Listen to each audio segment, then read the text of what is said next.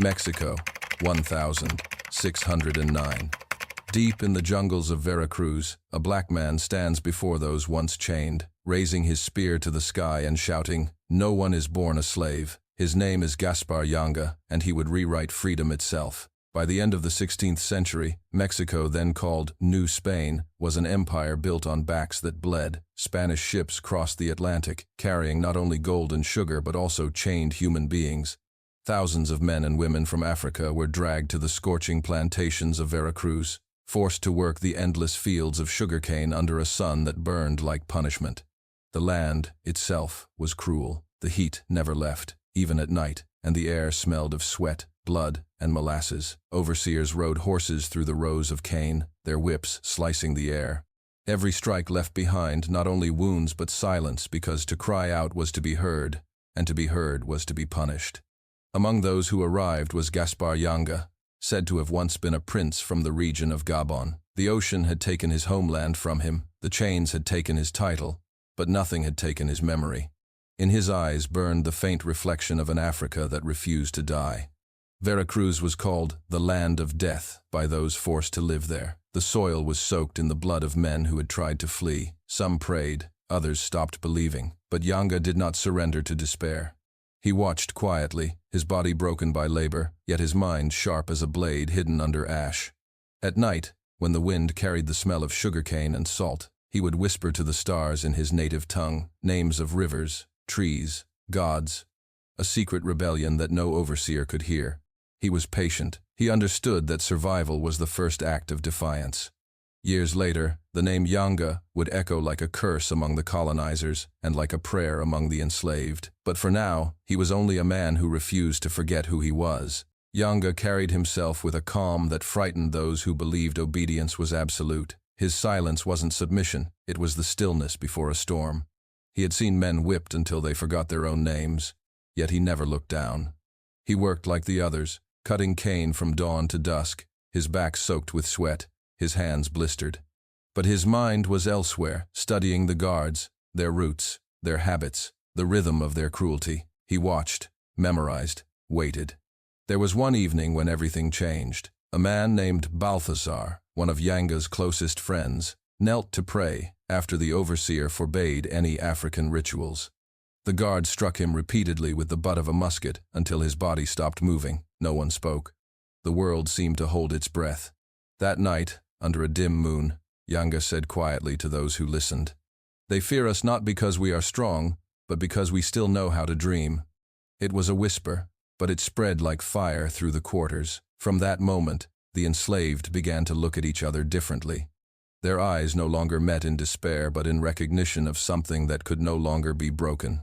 Yanga became a silent leader, not through words, but through endurance. When he lifted a fallen worker, others followed. When he took the whip meant for another, they saw that defiance could be quiet and still be mighty. In his heart, he carried a vision that would soon find its moment, to vanish into the jungle, to build a life that no empire could touch. Freedom was no longer a dream, it was a direction, and Yanga had already begun to walk toward it. The night they ran, the moon was thin and sharp, like a blade cutting through the clouds. Yanga had waited for years, gathering whispers instead of weapons, trust instead of soldiers. Around him, a small band of men and women, 30 in all, stood ready. Their hands gripped cane knives, not swords. They carried no armor, only courage. When the overseer's torchlight faded in the distance, Yanga gave a single nod. They moved silently into the darkness. Every breath was a prayer, every heartbeat a drum calling them home. Behind them lay the plantations, burning faintly in the night like the last embers of their captivity. They crossed rivers that shimmered like mercury under moonlight, crawled through marshes where serpents slid beneath the surface, and climbed the steep ridges of the Sierra de Zongolica. Some fell, others bled, but none turned back. Yanga walked at the front, barefoot, his steps steady. He whispered to the forest as though it could hear him. Perhaps it did, for the jungle opened to them like an old friend. By dawn, the group reached a plateau high above Veracruz. From there, the endless sea looked like a memory, blue and cruel. Yanga turned to his people and said, "Here, the chains end. Here, we begin." They built shelters from palm leaves and bamboo, dug trenches, and set up lookouts. They called it Palenque, a hidden village, for the free. In that place, for the first time, African drums sounded not as calls of mourning but of celebration. They hunted, fished, and planted crops on land that had never known a whip. At night, they sat by the fire, sharing stories of their homelands. The old women sang in tongues the Spanish did not know, and the children learned to speak both their African words and the language of their captors, but with new meanings. What began as a flight became a foundation. The jungle had swallowed their chains, and in their place, it grew roots of freedom. In the heart of the mountains, Yanga was no longer a fugitive. He was a founder. The small camp evolved into a structured community, Palenque de Yanga, a world within a world, invisible to Spain yet more alive than the cities it ruled. Yanga's leadership was quiet but absolute. He knew that freedom required more than escape, it required order. He established laws, councils, and a system of defense. Fields were divided, guards were posted, and every person had a role. Those who broke the peace were judged not by cruelty, but by fairness. As months turned to years, more runaways joined them, men, women, children, each bringing stories of pain and endurance. The Palenque grew into a village that breathed defiance. Smoke from their fires rose above the treetops like a secret signal. One evening, as the sun fell red behind the mountains, Yanga addressed his people. "They will come for us," he said, his voice deep and calm. "They will call us beasts, but we will show them what beasts of freedom look like." He raised a wooden spear, its tip carved from the same sugarcane that once symbolized their suffering. The people roared not with rage, but with life. It was the first time they stood together, not as property, but as citizens of their own making. Children played near the river banks without fear. The drums beat in rhythm with their laughter. For once, the jungle was not a prison, but a kingdom. And from that hidden mountain village, a sound began to echo through the valleys, the heartbeat of a new world. Spain would soon hear it. And when they did, it would already be too late. News of a free village of Africans spread across Veracruz like wildfire carried by the wind. Plantation owners panicked. To them, Yanga's settlement was not a village, it was an infection. Every night, more captives vanished from the fields, their footprints vanishing into the jungle. The overseers whispered Yanga's name as though it were a curse. When the stories reached the Spanish governor of Veracruz, he reacted not with disbelief, but with fury. "If slaves can build their own kingdom," he said, "then what is left of ours?" To crush this humiliation, he ordered a military expedition of over 500 soldiers and armed militiamen, led by Captain Pedro González de Herrera.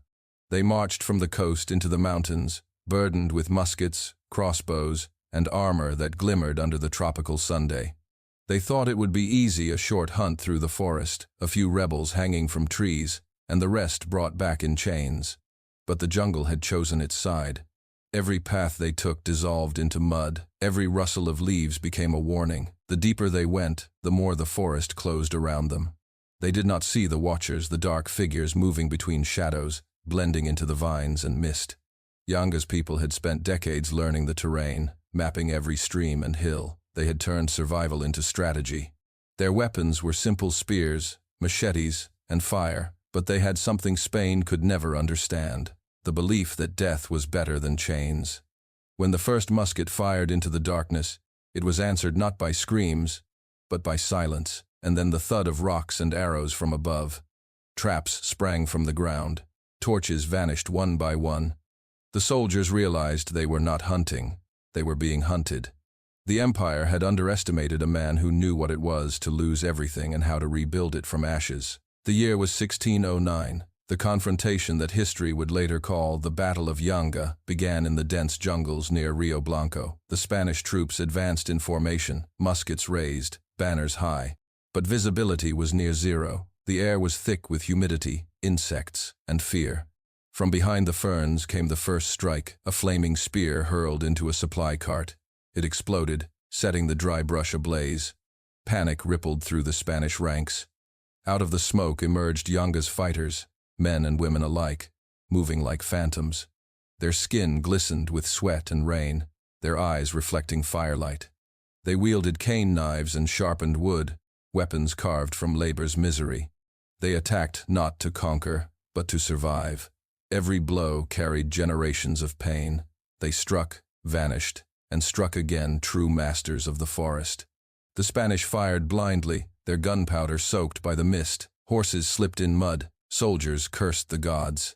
Days turned into weeks. The Spaniards built makeshift camps, but each night, drums echoed from the hills, slow, steady, defiant. The sound unnerved them. Some said it was the heartbeat of the forest. Others whispered that it was the voice of Africa itself, calling its children home. Casualties mounted on both sides. Yanga's forces were small, but their spirits unbroken. Even when food ran low and wounds deepened, they refused to abandon their ground. They buried their dead beneath ceiba trees, believing their souls would guard the village. At last, after months of exhaustion, disease, and ambushes, the Spanish lines broke. They retreated to the coast, bloodied and humiliated. They had come to capture one man. Instead, they discovered a nation. The Spanish governor could not believe what he was hearing, that 500 trained soldiers had been driven back by men armed with wooden spears.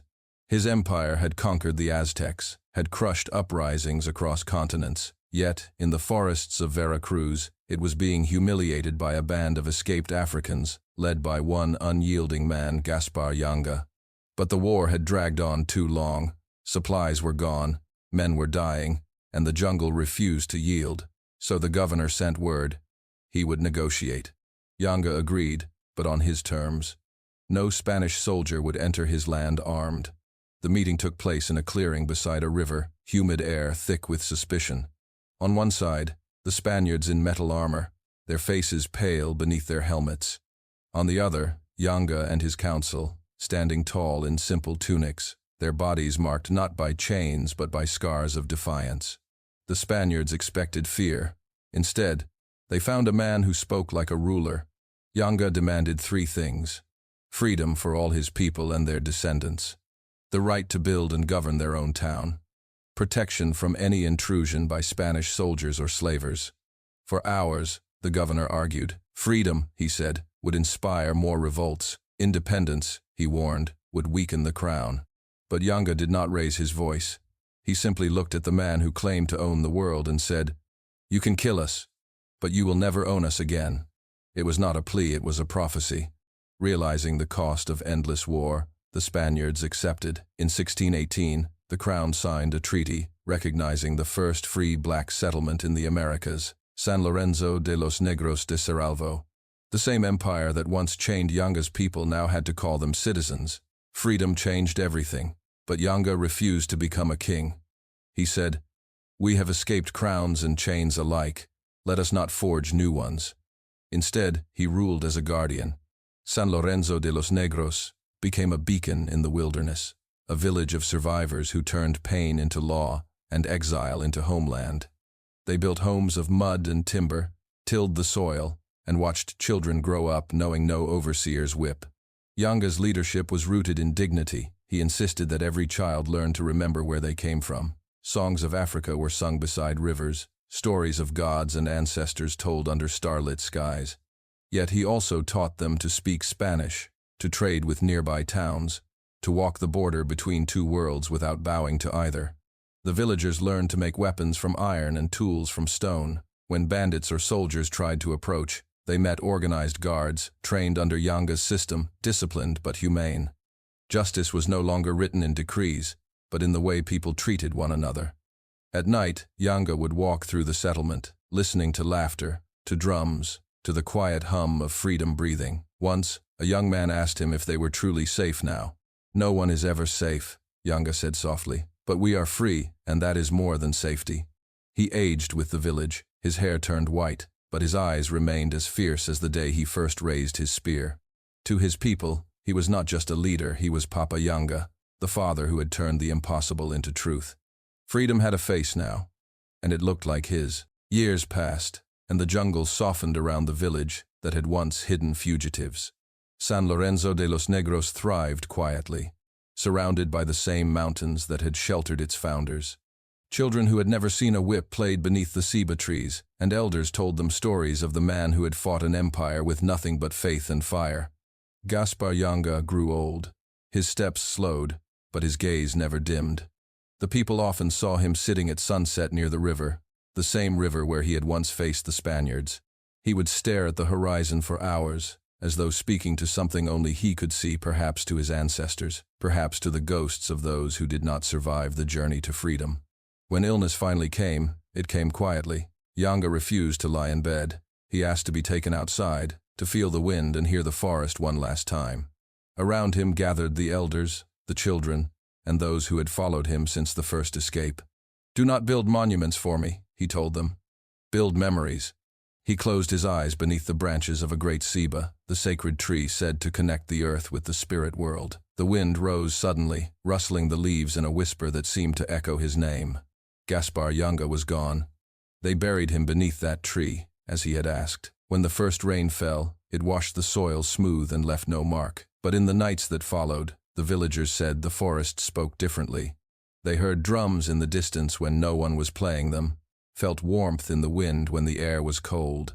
To them, Yanga was not dead. He had simply become part of the land, the pulse beneath their feet, the whisper in the leaves. And when thunder rolled through Veracruz, it was said to be his voice reminding the living, "Never kneel again." More than 2 centuries before Haiti declared independence, and 3 before Brazil would abolish slavery, a man named Gaspar Yanga had already drawn the first line of freedom on the map of the New World. He did not write it with ink or blood, he wrote it with endurance. His victory was small on the scale of empires, yet enormous on the scale of humanity. Against the might of Spain, against the weight of chains and the silence of centuries, Yanga proved that freedom was not a privilege, given it was a birthright reclaimed. Today, in Veracruz, there still stands a town named Yanga. Every year, its people celebrate El Dia de Yanga, the Day of Yanga. Drums echo through the streets, dancers wear colors of fire and earth, and the air fills with songs of pride. Children learn his name before they learn those of kings. They no longer see him as a rebel or a slave, but as a founder, the first black liberator of the Americas. His story, once buried under colonial records, now burns in murals, in poems, in the rhythm of every heartbeat that refuses submission. The world often remembers conquerors and kings, but history's truest revolutionaries are those who turned nothing into hope, who fought not for crowns, but for breath. Yanga's flame did not die with him. It passed from one generation to another, carried across oceans, whispered in uprisings, echoed in the voices of those who dared to say, "We belong to no master." 400 years later, his message still stands like a spear in the soil. Freedom is not a moment. It is a place, and it began here, in the jungle of Veracruz, with a man who once said, "No one is born a slave."